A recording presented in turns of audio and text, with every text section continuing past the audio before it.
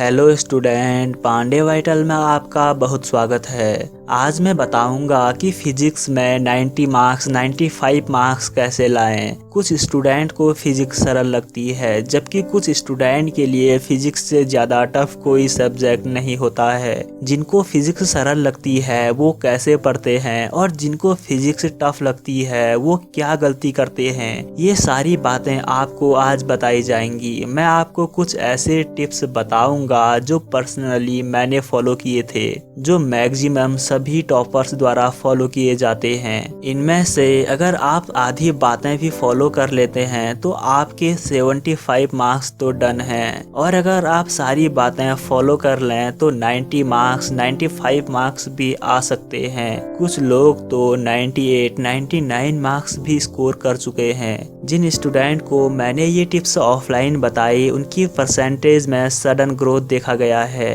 आपके भी फिजिक्स में 90s में मार्क्स आएंगे, लेकिन इसके लिए आपको इस वीडियो को ध्यान से पूरा देखना होगा। मैं कहूँगा कि दोबारा भी देखना चाहिए, जिससे आपको ये सारे टिप्स याद हो जाएं। और फिजिक्स में 3 टाइप्स के क्वेश्चंस आते हैं। पहले टाइप्स में क्वेश्चन थ्योरी टाइप्स के होते हैं, जिनमें केवल थ्योरी पूछी जाती है। इनमें डेफिनेशंस या कॉन्सेप्ट पूछे जाते हैं, जो लॉन्ग आंसर शॉर्ट आंसर दोनों टाइप के हो सकते हैं। इनको जनरली सभी कर लेते हैं क्योंकि थ्योरी सभी को याद हो जाती है। इसको एग्जाम में थोड़ा भूल भी जाएं तो बना बना कर लिख सकते हैं। दूसरे टाइप्स के क्वेश्चंस में डेरिवेशंस पूछे जाते हैं। डेरिवेशन सिर्फ फिजिक्स में होते हैं, इसलिए ये थोड़ा टफ लगते हैं। आप प्रीवियस ईयर क्वेश्चंस पेपर को एनालाइज करेंगे तो एक चीज निकल कर सामने आती है कि कुछ डेरिवेशंस इम्पोर्टेंट होते हैं जो हर तीसरी बार, चौथी बार या दूसरी बार रिपीट होते हैं। कभी नया डेरिवेशन आ भी जाए तो एक से ज्यादा नया डेरिवेशन नहीं पूछा जाता है। वही आते हैं जो प्रीवियस 4-5 ईयर क्वेश्चन पेपर में आ चुके हैं। तीसरे टाइप के क्वेश्चंस न्यूमेरिकल बेस्ड होते हैं। मैक्सिमम स्टूडेंट के मार्क्स न्यूमेरिकल्स में ही कम आते हैं। न्यूमेरिकल 2 टाइप के होते हैं। पहले टाइप में शॉर्ट आंसर होते हैं, जो 1 मार्क्स 2 मार्क्स के होते हैं। ये फॉर्मूला बेस्ड होते हैं, जिन्हें सीधे फॉर्मूला पुट करके आंसर निकाला जा सकता है। दूसरे टाइप न्यूमेरिकल्स में कॉन्सेप्ट बेस्ड न्यूमेरिकल्स होते हैं। ये लॉन्ग आंसर में आते हैं, जो जनरली 3 से 8 मार्क्स तक होते हैं। बच्चों के बीच एक बात फैली होती है कि यार न्यूमेरिकल टफ होते हैं। कई बच्चे इसके चक्कर में न्यूमेरिकल की प्रैक्टिस नहीं करते हैं। उनको लगता है यहाँ प्रैक्टिस कर भी लेंगे तो क्या फायदा, पेपर में तो न्यूमेरिकल बाहर से ही आने हैं। यहाँ पर एक बात मैं क्लियर कर दूं, 12th और 10th के बोर्ड एग्जाम में कोई भी क्वेश्चन बाहर से नहीं आता है। वो वही क्वेश्चंस होते हैं जिनको आपने या तो इजी समझकर नहीं पढ़ा या फिर एग्जाम्पल का समझकर छोड़ दिया। आपकी बुक में जो एग्जाम्पल होते हैं उनमें से भी कई क्वेश्चंस पूछ लिए जाते हैं, इसलिए उनकी भी प्रैक्टिस जरूर कर लें। कई स्टूडेंट के मन में ये बात रहती है कि हम डेरिवेशन की प्रैक्टिस कर लेंगे तो हम सारे न्यूमेरिकल बिना प्रैक्टिस के सॉल्व कर लेंगे, और कई के मन में तो ये भी रहता है कि यार हमने डेरिवेशन सॉल्व नहीं किए हैं तो हम न्यूमेरिकल सॉल्व नहीं कर सकते हैं। पर्सनली मैंने भी ये प्रॉब्लम फेस की है, इसलिए आपको केवल फॉर्मूला याद करने हैं। देखिए, न्यूमेरिकल की प्रैक्टिस तो आपको करनी ही होगी, भले ही आप कम प्रैक्टिस करो लेकिन रेगुलरली करो। यहाँ पर आप प्रीवियस ईयर क्वेश्चंस पेपर के न्यूमेरिकल की प्रैक्टिस तो जरूर कर लें। हो सकता है कि वही क्वेश्चंस आ जाएं या कुछ चेंजेस करके आ जाएं। कभी भी न्यूमेरिकल और डेरिवेशन को आपस में रिलेट मत करो। ये जरूरी नहीं है कि कॉन्सेप्ट बनाने के लिए डेरिवेशन करना ही होगा।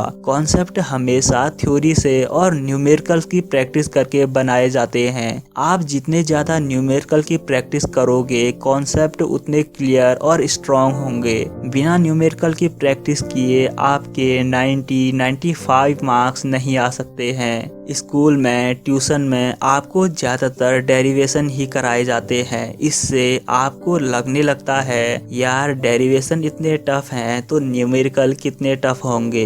बिलीव बिलीव मी, न्यूमेरिकल बहुत सरल होते हैं। आप 1-2 दिन प्रैक्टिस कर लेंगे तो फिर आपको थ्योरी पढ़ने का मन नहीं करेगा।